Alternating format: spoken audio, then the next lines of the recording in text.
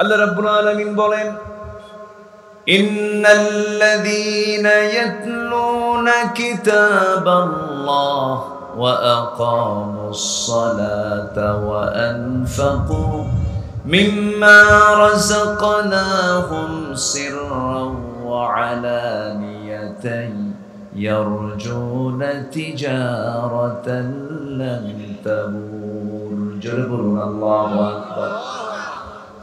নিঃসন্দেহে যে সমস্ত বান্দাগুলো আল্লাহর কালামকে সুন্দর করে তেলাওয়াত করবে, নামাজকে কায়েম করবে, এবং আমি তাকে যে রিজিক দিয়েছি সেই রিজিক থেকে গোপনে প্রকাশ্যে যে বান্দা আল্লাহর পথে খরচ করবে, আশা করা যায় তার এই সমস্ত কাজের বদৌলতে এই সমস্ত কাজে কোনো লস নাই। জোরে বলি সুবহানাল্লাহ। তিনটা কাজের কথা আসছে সূরা ফাতিরের এই আয়াতে। যারা আল্লাহর কালামকে সুন্দর করে তেলাওয়াত করবে, তেলাওয়াত, দিরাসাত, তাদাব্বুর, এটাকে অনুশীলন করবে, এটাকে প্র্যাকটিস করবে, এটাকে গবেষণা করবে, এবং এই কিতাবকে সমাজে চালু করার জন্য, বাস্তবায়নের জন্য যারা চেষ্টা চালাবে, কোরআন তাদের পক্ষে রায় দিয়ে তাকে জান্নাতের দরজায় পৌঁছায় দেবে। কিন্তু কোরআনকে আমাদের মানতে হবে এক জায়গায় না সব জায়গায়? আসতে বলবেন না, এক জায়গায় না সব জায়গায়? সব জায়গায় মানতে হবে। ইসলাম শুধুমাত্র আনুষ্ঠানিক কিছু ইবাদতের নাম নয়। ইসলাম এমন একটি বিধানের নাম যা দিয়ে সবই চলতে পারে। কারণ ইসলাম কারো বাবার নয়, ইসলাম কোনো ব্যক্তির নয়। ইসলাম এই মতবাদ, ইসলাম এই জীবন বিধান কে দিয়েছেন? আসতে বলবেন না, কে দিয়েছেন? এটা কার দেওয়া? আল্লাহর দেওয়া।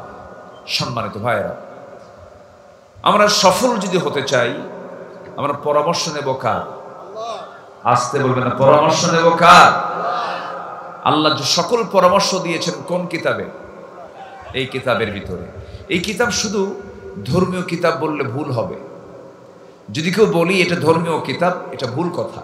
আপনি রামায়ণকে বলতে পারেন, ত্রিপিটককে বলতে পারেন, ওল্ড টেস্টামেন্ট, নিউ টেস্টামেন্ট, এগুলোকে বলতে পারেন, কিন্তু কোরআন শুধুমাত্র নাম সর্বস্ব ধর্মীয় কিতাব নয়।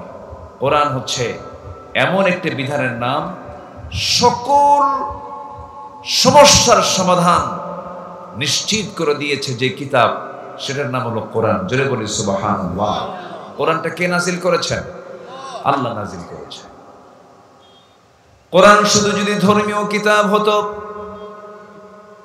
আল্লাহ রাব্বুল আলামিন এমন কিছু কথা কোরআনে বলে দিয়েছেন যে কথাগুলো পৃথিবীর কোথাও আপনি পাবেন না। যেমন আমি যে কথা বলছি, এই যে লোহা, এই যে ক্যামেরাগুলো রেকর্ড করতেছে, এই যে লোহা, আমি যে গাড়িতে করে এসেছি সেটাও তো লোহা। পৃথিবীর যে কোনো কাজ করতে গেলে কিসের প্রয়োজন বলেন? লোহার প্রয়োজন। ধান কেটেছেন, ধান কাটবেন কি দিয়া? কাঁচি। কি দিয়া বানায়? লোহা দিয়া বানায়। এই যে ইন্ডিয়া পাকিস্তানকে হামলা করলো, পাকিস্তান ইন্ডিয়াতে যে হামলাটা চালালো, বিমান হামলা করলো, সকল কিছুতেই যেখানে আপনি যান না কেন লোহার ব্যবহার ছাড়া কোনো উপায় নাই। আল্লাহ রাব্বুল আলামিন আজ থেকে ১৫০০ বছর আগে লোহা নিয়ে তিনি একটা সূরা নাযিল করে তিনি জানিয়ে দিচ্ছেন, ওয়া আনজালনাল হাদীদ ফীহি বা'সুন শাদীদু ওয়া মানাফিউ লিন-নাস। জোরে বলুন আল্লাহু আকবার। আমি লোহা নাযিল করেছি যাতে রয়েছে প্রচন্ড শক্তি, ফীহি বা'সুন শাদীদুন ওয়া মানাফিউ লিন-নাস, যার মধ্যে রয়েছে মানুষের নানাবিধ উপকার, নানাবিধ কল্যাণ যার মধ্যে রয়েছে। আপনার পাঞ্জাবি ছিঁড়ে গেছে, আপনার জামা ছিঁড়ে গেছে, এটাকে সেলাই করার জন্য কি দরকার বলেন? সুই দরকার। সুইটা কি দিয়ে বানানো? লোহা দিয়ে বানানো। আল্লাহ রাব্বুল আলামিন এই লোহাটা নাজিল করেছেন সিলেটের গ্যাস, দিনাজপুরের কিসের খনি? হ্যাঁ, কয়লার খনি। হ্যাঁ, সিলেটের গ্যাসের খনি, দিনাজপুরের ছয়পুকুরিয়ার কয়লার খনি, এরপরে মিডল ইস্টের সোনার খনি। এরকম করে আপনি সোনার খনির দিকে তাকান, গ্যাসের খনির দিকে তাকান, কয়লার খনির দিকে তাকান, সবগুলো মাটির নিচ থেকে ওঠা পাথর। পঞ্চগড়ের কি পাথরটা কোথা থেকে আসে? মাটি থেকে আসে, পাথরের খনি। এই সমস্ত খনিগুলো জমিন থেকে আল্লাহ রাব্বুল আলামিন উত্তোলন করে দিয়েছেন বান্দার জন্য। কিন্তু লোহার ব্যাপারে আল্লাহ রাব্বুল আলামিন বলছেন, ওয়া আনজালনাল হাদিদ, আমি লোহা নাজিল করেছি, আমি লোহা নাজিল করেছি। লোহাটা নাজিল করেছেন তিনি। কোন জায়গা থেকে লোহা নাজিল হলো? আমার বন্ধুগণ, এই যে আমরা দিনের বেলা সূর্য দেখতে পাই, এই সূর্যটার আভ্যন্তরীণ তাপমাত্রা হলো 15 মিলিয়ন ডিগ্রি সেলসিয়াস। সেটা কমে কমে এই জমিনে চলে আসে। আজকে ধরুন 36, 37, 40 ডিগ্রি সেলসিয়াস তাপমাত্রা ছিল। 15 মিলিয়ন ডিগ্রি সেলসিয়াস ওই সূর্যের আভ্যন্তরীণ তাপমাত্রা। আর বিজ্ঞান বলতেছে যদি কেউ লোহা বানাতে চায়, লোহা যদি কেউ তৈরি করতে চায়, লোহা তৈরির জন্য শুধু তাপমাত্রার প্রয়োজন হবে 5 billion degree Celsius. 5 billion degree Celsius মানে গোটা পৃথিবীর কোথাও কোনো ব্যক্তির দ্বারা, কোনো কিছুর দ্বারা লোহা তৈরি করা সম্ভব নয়, লোহা প্রস্তুত করা সম্ভব নয়। আমরা যে বিএসআরএম, কেএসআরএম, একেএস স্টিল এগুলো আমরা শুনি, এগুলো লোহা বানায় না, লোহা প্রসেস করে। আল্লাহ রাব্বুল আলামিন লোহাটা 1500 বছর আগে কোরআনে কারীমের মধ্যে জানায় দিয়েছেন, আমি লোহাটা নাজিল করেছি। বিজ্ঞান বলতেছে তাহলে লোহাটা যেহেতু নাজিল, লোহাটা দুনিয়ার কোথা থেকে আসে নাই। বিজ্ঞান বলছে মহাশূন্যের মাঝে কোন সুপারনোভার মহাবিস্ফোরণের মধ্য দিয়ে আল্লাহ রাব্বুল আলামিন মহাশূন্য থেকে লোহা নাজিল করেছেন। জোরে বলেন সুবহানাল্লাহ। তাহলে এখন বলেন, কোরআন যদি এই জাতীয় তথ্য দেয়, কোরআন যদি বিগ ব্যাং এর তথ্য দেয়, কোরআন যদি এমব্রায়োলজির কথা বলে, কোরআন যদি আকাশ নিয়ে কথা বলে, কোরআন যদি সমুদ্র অঞ্চল নিয়ে কথা বলে, কোরআন যদি বায়ুমণ্ডল নিয়ে কথা বলে, তাহলে কোরআনকে শুধু কি ধর্মীয় কিতাব বলা যায়? না, কোরআন হচ্ছে এমন একটি কিতাবের নাম, বান্দার যেখানেই সমস্যা সেখানেই কোরআন সমাধান দিয়ে দিয়েছে। যেরকম সুবহানাল্লাহ। এই 54 বছর ধরে আমার দেশে সমাধান হয়েছে না সমস্যায় আছে? আসতে কয়, এই 54 বছর ধরে আমরা কি সমাধান পেয়েছি না সমস্যায় আছি? বলেন বলেন বলেন। সমস্যা শুধু সমাধান পেয়েছে গুটি কয়েক কিছু নেতা। কি সমাধান পাইছে? 243 বিলিয়ন ডলার দেশ থেকে তারা পাচার করে নিয়ে চলে গেছে। ওনারা বড় আফসোস করে বলতেছেন, স্বাধীনতার সংগ্রামে যে দলটি বিশাল অবদান রাখলো সেই দলকে নিষিদ্ধ করা হলো। নিষিদ্ধের পথ তো আমরা তৈরি করিনি, নিষিদ্ধের পথ আপনারাই শুরু করেছেন। 5 আগস্টের মাত্র 7 দিন আগে, কয়দিন আগে? 7 দিন আগে তারা কিছু বাম রাম ছিল, ওটা একটাও নাই তো, সব তো ভিতরে এখন। আল্লামা হাসানুল হকিনু, আরেকটা আছে হলো কি ইলমুল আলিমুল বাহার নাকি রাশেদ খান মেনন, দুটোই ভিতরে আছে। কিন্তু বিশেষ করে ইনু সাহেব যে পরিমাণ বেয়াদবি করেছেন আলেমদের সাথে, তার যে দল, সেই দলের মূল চেতনা হলো আনসিন ইজ নাথিং, যা দেখি না বিশ্বাস করি না। একটি বাম চেতনার দলের তিনি লিডার।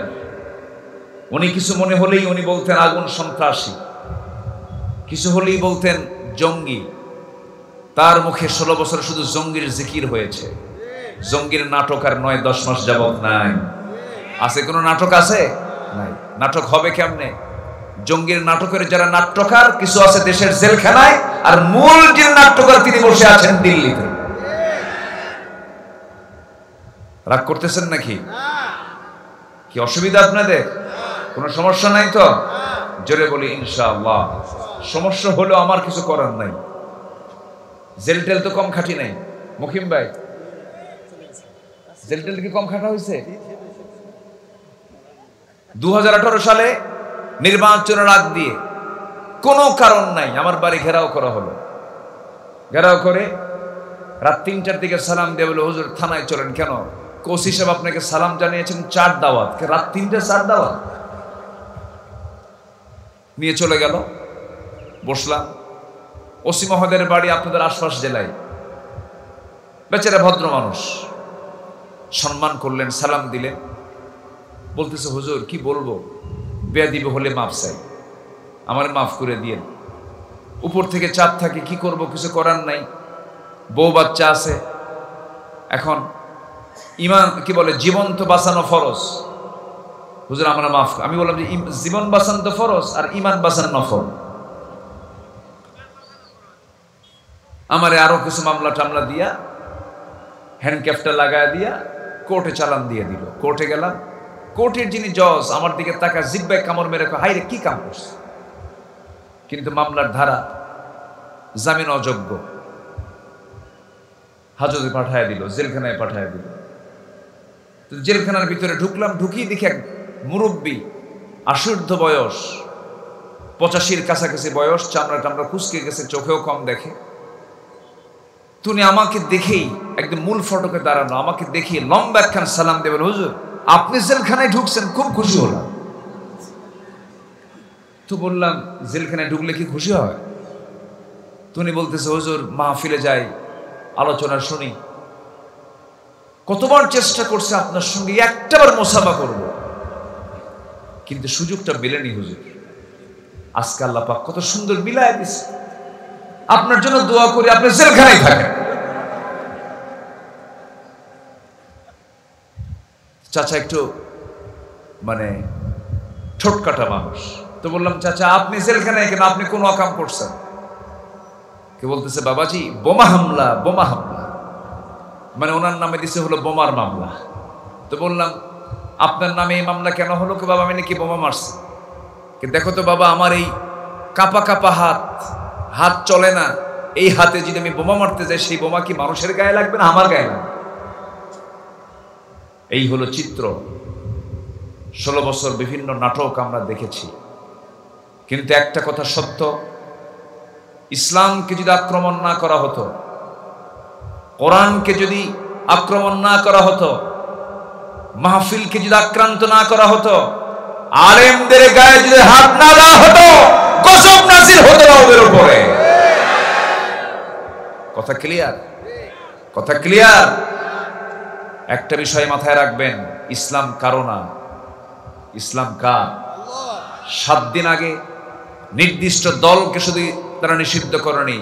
হয়তো বলবেন জামাত ইসলামী নিষিদ্ধ করেছে, না, তারা ইসলামকে নিষিদ্ধ করতে গিয়ে নিজেরা নিষিদ্ধ হয়ে গেছে। সম্মানিত ভাইরা,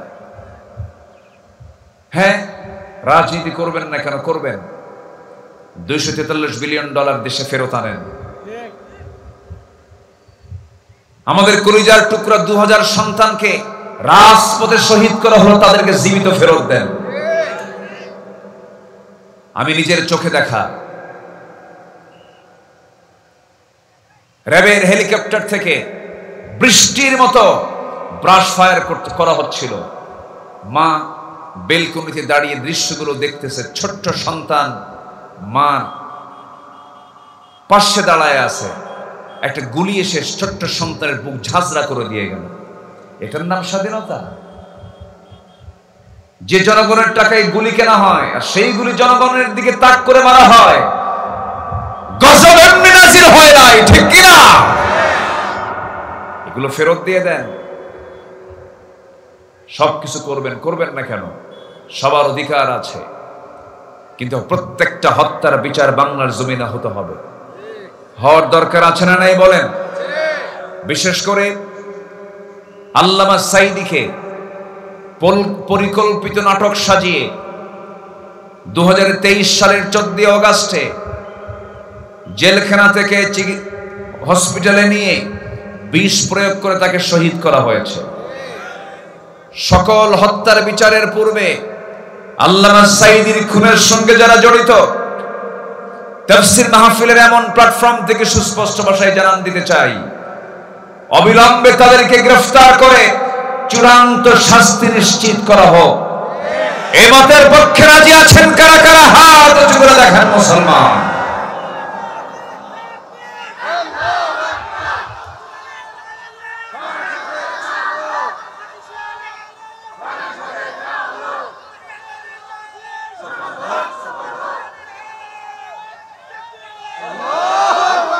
আল্লাহ কবুল করুন, জোরে বলি আমিন, আরো জোরে আমিন।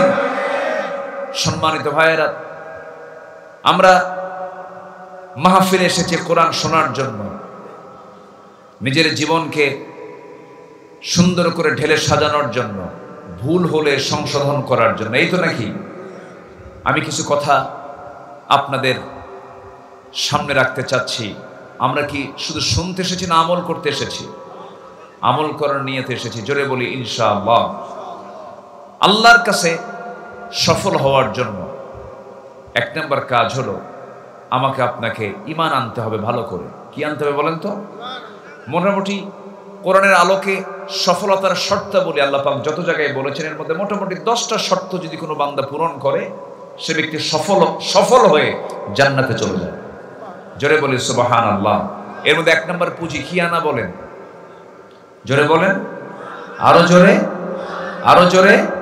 হয়তো বলবেন হুজুর এত সস্তা কথা বললেন, ঈমান তো আমরা আনছি, আমার বাপও ঈমানদার, আমার দাদাও ঈমানদার। আমার দাদা ছিল শহীদুল ইসলাম, আমার বাপ ছিল শফিকুল ইসলাম, আমি হলাম আরিফুল ইসলাম। 3 ইসলাম আছে, আমরা তো ঈমানদার। বংশীয়ভাবে কি ঈমানদার হওয়া যায়? বলেন, বংশীয়ভাবে কি ঈমানদার হওয়া যায়? আমার দেশের এক কমিউনিস্ট পার্টির নেতার নাম মুজাহিদুল ইসলাম, আছে কিনা বলেন? আছে কিনা বলেন? কমিউনিস্ট পার্টির নেতার নাম কি? মুজাহিদুল ইসলাম। নাম দিয়ে যদি জান্নাত পাওয়া যেত, বংশ দিয়ে যদি জান্নাত পাওয়া যেত, ইব্রাহিম আলাইহিস সালাতু ওয়াস সালামের বাবা আজর জান্নাত পেয়ে যেত, বাবার পরিচয় দিয়ে যদি সন্তান জান্নাত পেত, কেনান নূহ আলাইহিস সালামের ছেলে জান্নাত পেয়ে যেত, বংশের পরিচয় দিয়ে যদি জান্নাত পাওয়া যেত, আবু লাহাব নবীর একই বংশের মানুষ, আপন চাচা, আবু তালেব একই বংশের মানুষ, আপন চাচা, জান্নাত পেয়ে যেত। জান্নাত যদি স্বামী স্ত্রীর পরিচয় দিয়ে পেয়ে যেত, লূত আলাইহিস সালাতু ওয়াস সালামের বউ জান্নাত পেয়ে যেত। কিন্তু জান্নাত পাবে না শুধুমাত্র কারণ হলো তার ভিতরে ঈমান নাই। কি নাই? ঈমান নাই। আমার দেশে বহু লোকের নামই আছে ঈমান আলী। কি নাম? ঈমান আলী, কিন্তু নামাজ পড়ে না। নাম হলো ফজর আলী, ঘুম থেকে ওঠে সকাল 10টায়। নাম হলো হিম্মত আলী, সাইকেলের চাকা বাস চলে সিট হয়ে পড়ে। নাম হলো আতর আলী, গাজার গন্ধ। গোটা গায়ে কিসের গন্ধ? গাজার গন্ধ। নাম হলো খোকা মিয়া, বয়স হলো 80 বছর। নাম হলো বাদশা মিয়া, ভিক্ষা করে বেড়ায়। কি করে বেড়ায়? ভিক্ষা করে বেড়ায়। নাম দিয়ে কি করবেন? আল্লাহ কাম দেখতে চান, আল্লাহ আমল দেখতে চান। আল্লাহ রাব্বুল আলামিন বলেন, ইন্না খালাকনাকুম মিন যাকারিন ওয়া উনসা ওয়া জাআলনাকুম শুউবান ওয়া ক্বাবাইলা লিতাআরাফু ইন্না আকরামাকুম ইনদাল্লাহি আতকাকুম। তোমাদের ভিতরে সেই সমস্ত বান্দাগুলো আমার কাছে সম্মানিত যারা আমি আল্লাহ আমাকে বেশি ভয় পায়। বংশ দিয়ে কোনো কাজ হবে না, বাবা দিয়ে কোনো কাজ হবে না, দুনিয়ার তৈরি করা দল দিয়ে কোনো কাজ হবে না।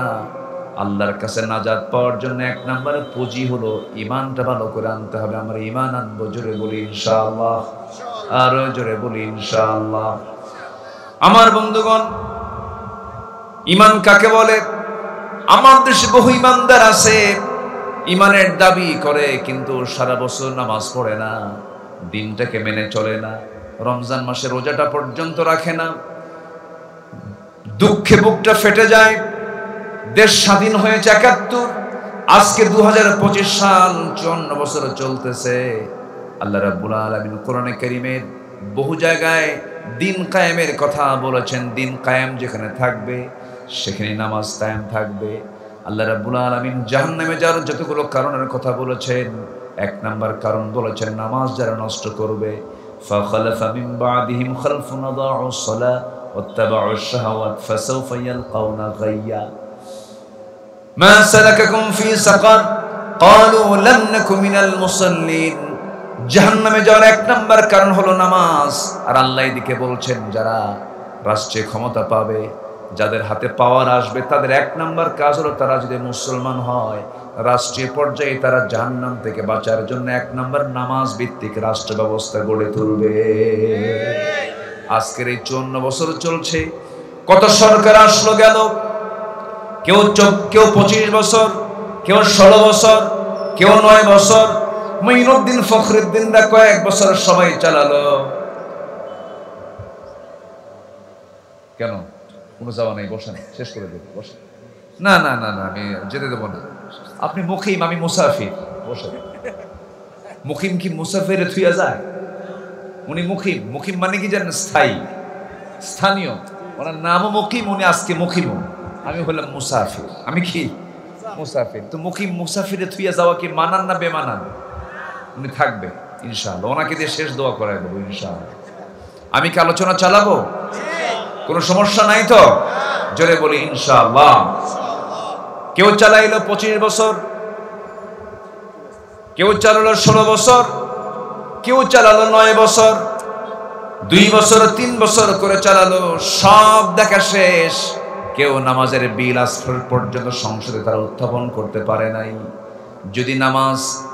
যদি সংসদে আজকে পাশ হয়ে যেত, নামাজের পার্সেন্টেজ 5% হতো না, নামাজ বেনামাজির পার্সেন্টেজ 95% হতো না, নামাজির পরিমাণটাই বেশি হয়ে যেত। কিন্তু আইন ঠিকই পাশ করেছে। আইন পাশ করেছে নামাজের না সুদের, নামাজের না মদের, নামাজের না জেনার। বলেন বলেন বলেন বলেন, কিসের? জেনার। আপনি মাহফিল এসেছেন, এখন এখানে মাহফিল শুনতে এসেছেন, গাড়ি নিয়ে এসেছেন, যানবাহনে চড়ে এসেছেন, রাস্তার ডান দিয়ে এসেছেন না বাম দিয়ে এসেছেন? বলেন, ডান দিয়ে না বাম দিয়ে? বাম দিয়ে এসেছেন। কিন্তু ইসলাম বলে কোন দিয়ে চলো? কোন দিক দিয়ে চলো? ডান দিক দিয়ে। আপনি কি পারবেন ডান দিক দিয়ে আসতে? আসলেই আপনাকে মামলা দেবে। তাহলে আপনি এই দেশে শুধু রাস্তার নিয়মটা মানতে গেলেই আপনি মামলা খেয়ে বসে থাকবেন। তুমি কেন ডান দিক থেকে আসো? আপনি যদি বলেন আমি ইসলামকে মেনে চলি, এই জন্য আমি ডান দিক থেকে আসি, তাহলে ইসলামকে মানতে গেলে আমার দেশে এখন কি খেতে হবে? রাস্তায় মামলা খেতে হবে। কারণ আইনটা পাশ আছে আল্লাহ না বান্দা? আল্লাহ না বান্দা? মদের দোকানে গিয়ে আপনি হামলা করবেন, দেশের প্রচলিত আইনে মামলা হবে। কেন? যিনি মদের দোকান নিয়ে বসে আছেন তিনি বলছেন এই যে আমার লাইসেন্স, আমি লাইসেন্স নিয়ে আমি মদের কারবার করছি, তুমি আমার বিরুদ্ধে কিছু বলতে পারবে না। আপনি কোন একটা যৌন কর্মীর সামনে গিয়ে দাঁড়াবেন, এগুলো করা যাবে না। সে বলবে এই যে আমার licence, I M A sex worker, তুমি আমার বিরুদ্ধে কোনো আইনে তো কোনো সিদ্ধান্ত নিতে পারবে না, বরঞ্চ আমি আইনকে মেনে চলছি। তুমি বিরোধিতা করলে তুমি দেশের প্রচলিত আইনের বিরুদ্ধে চলে গেলে। তাহলে প্রশ্ন হলো, আমি কি আল্লাহর আইন মানবো না প্রচলিত আইন মানবো? বলেন, জোরে বলেন, কার আইন মানবো? আল্লাহ। ইমানদার যে, সে কার আইন মানবে? আল্লাহর আইন মানবে। সম্মানিত ভাইয়েরা, সম্মানিত বন্ধুগণ, সব তো দেখলাম, সবার নামের আগে মোহাম্মদ লাগানো, সব মুসলিম পরিবারের সন্তান, কিন্তু তারা সিনেমার অনুমোদন দিয়েছেন, মদের লাইসেন্স দিয়েছেন, জুয়ার অনুমোদন দিয়েছেন, সুদের কারবার করেছেন, জেনার লাইসেন্স দিয়েছেন, কিন্তু কেউ জাহান্নাম থেকে বাঁচার জন্য একটু মেহনত করে নামাজের আইনটা পর্যন্ত তারা পাশ করে না। অতএব সব দেখা শেষ। আগামীর দেশ আমরা দেখতে চাই নামাজের দেশ। আগামীর সরকার আমরা দেখতে চাই নামাজের সরকার। আগামীর সরকার দেখতে চাই কোরআনের সরকার। রাজি আছেন কারা কারা? হাত উঁচু করে দেখান মুসলমান।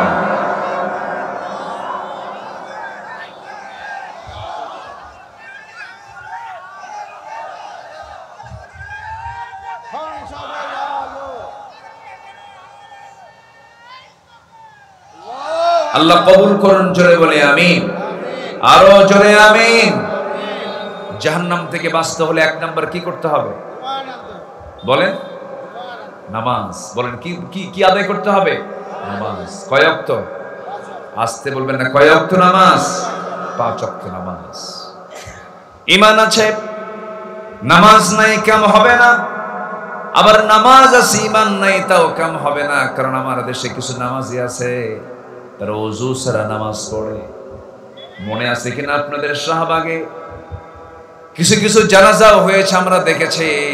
জানাজার তাকবীর হয় 4টা, তারা জানাজার তাকবীর দিছে 3টা, আর যে ইমাম সে হলো ওযু ছাড়া। কি ছাড়া? ওযু ছাড়া। আমার বন্ধুগণ, এমন নামাজি হলে চলবে না। ইমানদার নামাজি হতে হবে, সুন্দর করে অত্যন্ত গুরুত্বের সঙ্গে নামাজটা পড়তে হবে। ইমানদার যে ঈমানটা আনলো, সেই ঈমানের গুণগুলো তার মধ্যে থাকা চাই। আল্লাহ রাব্বুল আলামিন বলছেন, ঈমানের গুণগুলো আমি তোমাকে শেখায় দিচ্ছি, সেই গুণগুলো তোমার বিরুদ্ধে তুমি উপস্থিত করে নাও। ঈমানদারের গুণগুলো কি থাকা দরকার? বিভিন্ন জায়গায় আল্লাহ রাব্বুল আলামিন বলেছেন। তবে কাফিরকে চেনার জন্য সূরা কাফিরুন দিয়েছেন, মুনাফিককে চেনার জন্য সূরা মুনাফিকুন দিয়েছেন, ঈমানদারকে চেনার জন্য আল্লাহ রাব্বুল আলামিন সূরা মুমিনুন দিয়েছেন। শুরুতেই মহান রব্বুল আলামিন বলছেন, 7টা কাজ করো, জান্নাত বুঝে নাও। জোরে কোন সুবহানাল্লাহ। কয়টা কাজ করো? কার কথা? 7টা কাজ করো, আমার থেকে তুমি জান্নাত বুঝে নাও। কি সুন্দর করে আল্লাহ রাব্বুল আলামিন ক্লিয়ার কথা বলে দিলেন। قد أفلح المؤمنون الذين هم في صلاتهم خاشعون والذين هم عن اللغو معرضون والذين هم للزكاة فاعلون والذين هم لفروجهم حافظون والذين هم لأماناتهم وعهدهم راعون والذين هم على صلواتهم يحافظون أولئك هم الوارثون الذين يرثون الفردوس هم فيها خالدون জোরে বলুন আল্লাহু আকবার। ওই ইমানদাররা ঈমান এনেছো, এই গুণগুলো শিখে না, আমল করো, তুমি জান্নাত বুঝে নেবে আমার কাছ থেকে। নাম্বার 1 হলো ইমানদারের 1 নাম্বার গুণ হলো যারা নামাজটা অত্যন্ত যত্নের সঙ্গে যারা আদায় করবে। নাম্বার 2 হলো বাজে কোনো কথা মুখ থেকে যারা বের করবে না। নাম্বার 3 হলো যারা যাকাতটা ঠিক মতো আদায় করবে। নাম্বার 4 হলো যারা লজ্জাস্থানের যারা হেফাজত করবে। নাম্বার 5 হলো যারা আমানত ঠিক রাখবে। নাম্বার 6 হলো যারা ওয়াদা ঠিক রাখবে। নাম্বার 7 হলো নামাজ দিয়ে শুরু, নামাজ দিয়ে শেষ, যারা নামাজের ব্যাপারে যত্নশীল হবে। আল্লাহ বলছেন, উলাইকা হুমুল ওয়ারিসুন আল্লাযীনা ইয়ারিসুনাল ফিরদাউসা হুম ফিহা খালিদুন। এই 7টি কাজ করবে যে আমি আল্লাহ রাব্বুল আলামিন তার হাতে জান্নাতুল ফিরদাউস তুলে দেব। জোরে বলি সুবহানাল্লাহ। 5 ওয়াক্ত নামাজ পড়বেন কারা কারা, একটু হাত তুলে দেখান তো দেখি। 5 ওয়াক্ত নামাজ পড়বেন কারা কারা, তাফসীর মাহফিলে সিদ্ধান্ত নিয়ে ফেলেন। জোরে বলি ইয়া আল্লাহ, আর জোরে বলি ইয়া আল্লাহ। আমাদেরকে 5 ওয়াক্ত সালাত আদায় করার তৌফিক তুমি আল্লাহ দিয়া দাও। জোরে বলি আমিন, আরো জোরে আমিন, আরো জোরে আমিন। হাত নামান। আল্লাহ তাআলা সবচেয়ে বেশি রাগ করেন হলো যখন বান্দা নামাজ ছেড়ে দেয়। আমার দেশে আমরা যদি একটু জরিপ করতে যাই, সবচেয়ে বড় অপরাধ হয় হলো এই দেশের নামাজ নষ্ট হয় বেশি না নামাজ আদায় হয় বেশি? বলেন বলেন বলেন বলেন বলেন। নামাজ নষ্ট হয় বেশি। তাহলে এটি কি ছোটখাটো অপরাধ? বলেন তো, অনেক বড় অপরাধ। অথচ কত অপরাধের শাস্তি হয়, নামাজ পড়ে না এই অপরাধের কোনো শাস্তি নাই। অথচ আল্লাহ রাব্বুল আলামিন বলছেন, যে ব্যক্তি নামাজকে নষ্ট করবে আমি তাকে শুধু জাহান্নাম নয়, জাহান্নামের গর্তের মধ্যে আমি তাকে ঢুকাবো। অপরদিকে আল্লাহ রাব্বুল আলামিন নিজেই বলেছেন, যদি কোনো বান্দার ভিতরে 7টা গুণ থাকে, 7 শ্রেণীকে আমি আল্লাহ রাব্বুল আলামিন আমার আরশ আজিমের ছায়ায় জায়গা দিয়ে দেব। আরশ আজিম। আরশ আজিমের নাম শুনছি তো আমরা সবাই। আরশ আজিমটা কার? আসতে বলবেন না কার? এটা কি ছোট না বড়? মাইকম্যান কোথায়? মাইকম্যান, মাইকওয়ালা কোথায়? একটু একটু উঁচা করে দেন তো, একটু হালকা একটু উঁচা করে দেন তো। আরশ আজিমটা ডানেও না বামেও না নিচেও না, সোজা আকাশের উপরে।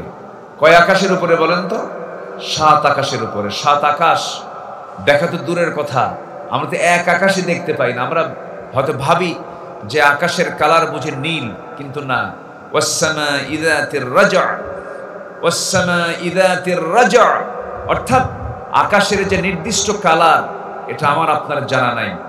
এটা একমাত্র জানেন তিনি কে? আসতে বলবেন না, তিনি কে? আল্লাহ জানেন।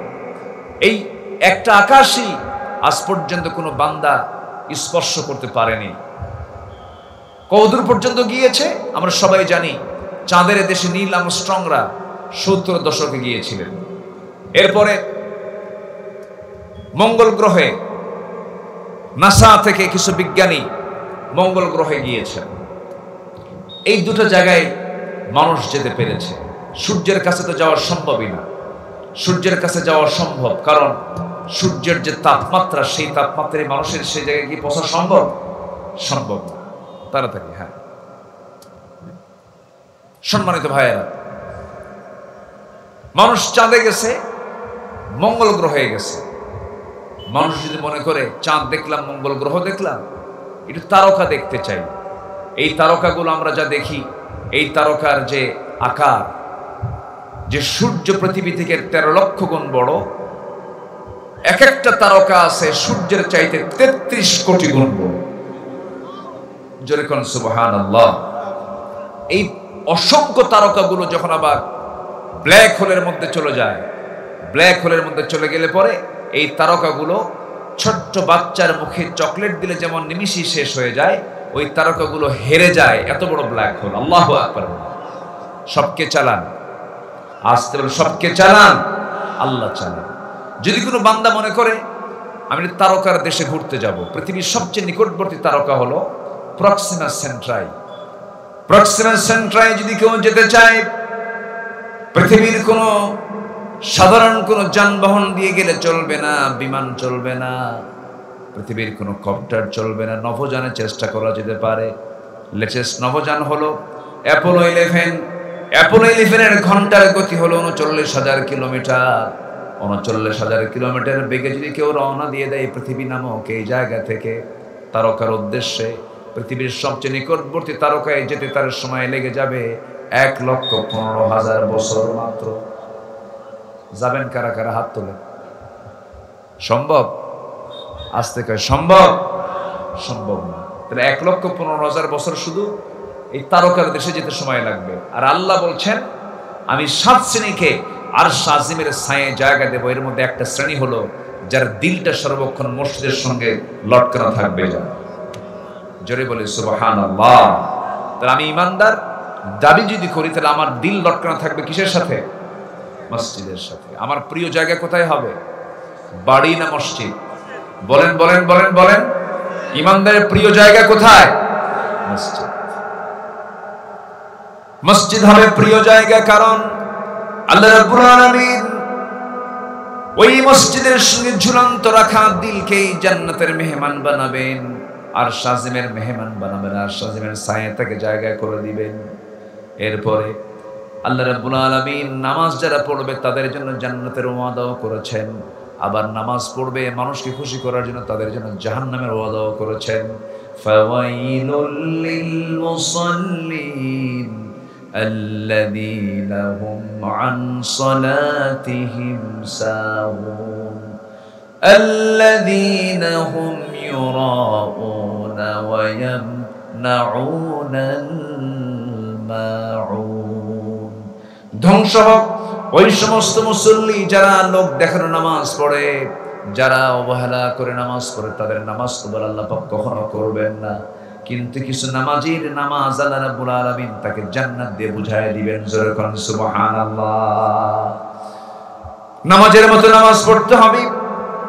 আমরা যে নবীর উম্মত, যার জীবনে কোনো গুনাহ ছিল না, অথচ সেই বিশ্ব নবীর 5 ওয়াক্ত নামাজ তো দূরের কথা, তার তাহাজ্জুদ পর্যন্ত কখনো কাজা হয় নাই। আমার নবীর শেষ, তিনি যখন দুনিয়া থেকে বিদায় নেবেন, শেষ কয়েকটা দিন রাত সেন্স ছিল না তার, প্রচন্ড মাথা ব্যথা ছিল। আমার নবীজি উঠতে পারেন না বিছানা থেকে। সেই মুহূর্তেও তিনি 1 ওয়াক্ত নামাজকে কাজা করতে দেন নাই, নষ্ট করতে দেন নাই। নামাজের ব্যাপারে আমার নবীজি কোন সাহাবী বলেন? আলীর মতো সাহাবী। নামাজ শেষ হয়ে গেল, সাইয়েদনা আলী সালাম ফিরছেন, আসসালামু আলাইকুম ওয়া রাহমাতুল্লাহ, আসসালামু আলাইকুম ওয়া রাহমাতুল্লাহ। সালাম ফেরার সঙ্গে সঙ্গে নবীর চোখে আলীর চোখ পড়ে গেছে, আলীর চোখে নবীর চোখ পড়ে গেছে। নবীজি মুস্কি মুস্কি হাসি মেরে বলছে, আলী তুমি মুস্কি মুস্কি হাসো কেন?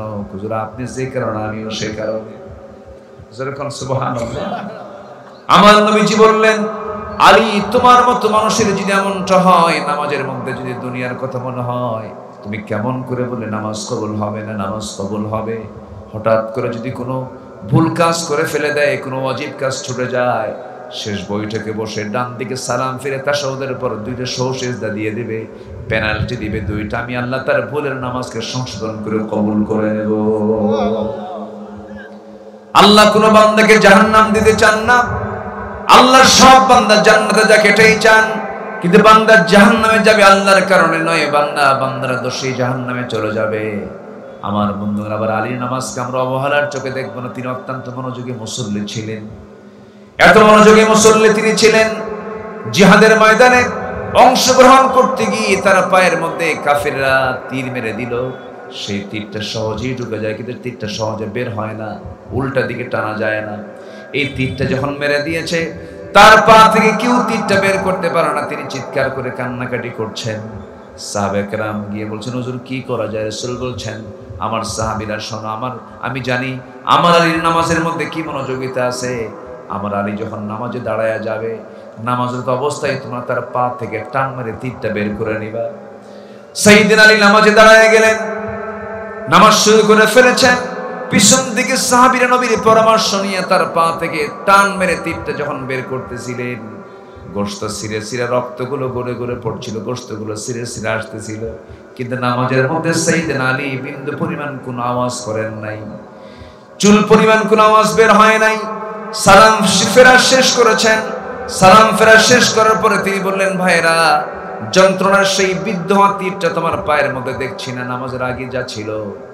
সঙ্গে সঙ্গে সবাই বলল, আলী নবীর পরামর্শ নিয়ে নামাজের মধ্যে তোমার পা থেকে আমরা টান মেরে তীরটা বের করে নিয়েছি। সাইয়েদনা আলী বলেন, আল্লাহর কসম করে বলি, তোমরা আমার পা থেকে কখন তীরটা বের করে নিয়েছো নামাজের মধ্যে, আমি আলী বিন্দু পরিমাণ কোনো টের পাই নাই।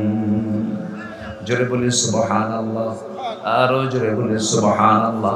আল্লাহ পাক কেমন নামাজি হওয়ার তৌফিক দান করুন। জোরে বলি আমিন। মা বোনরা, এই বিষয়টা আমরা খেয়াল করার চেষ্টা করব। সবচেয়ে বেশি নষ্ট হয় আমার দেশে কি বলেন তো? বলেন বলেন বলেন, সবচেয়ে বেশি নষ্ট হয় কোন জিনিস বলেন তো আমার দেশে? নামাজ। আমরা নামাজকে ছাড়বো না। জোরে বলি ইনশাআল্লাহ। সফল হওয়ার জন্য নাম্বার 2 হলো পরিশুদ্ধিতার দরকার, তাজকিয়াতুন নফসের দরকার।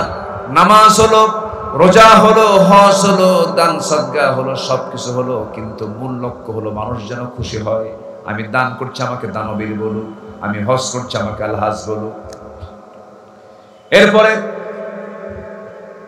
সমস্ত কাজের মধ্যে সে মানুষের খুশি করার জন্য ইরাদা থাকে যার ভিতরে, সে ব্যক্তির কোনো আমল আল্লাহর দরবারে মঞ্জুর হবে না।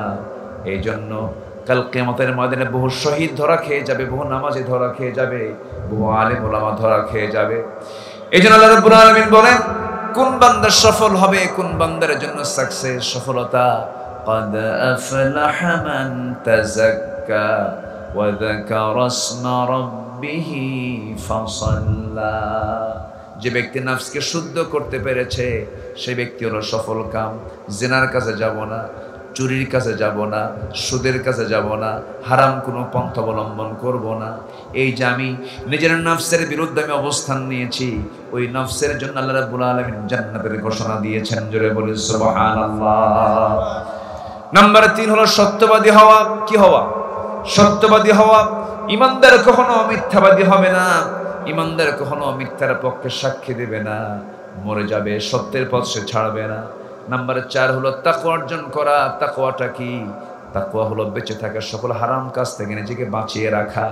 মুত্তাকি তাকি বলে যে বান্দা তার জীবনে সকল প্রকার হারাম কাজকে ছাড়তে পেরেছে সে হলো মুত্তাকি। জোরে বলেন সুবহানাল্লাহ।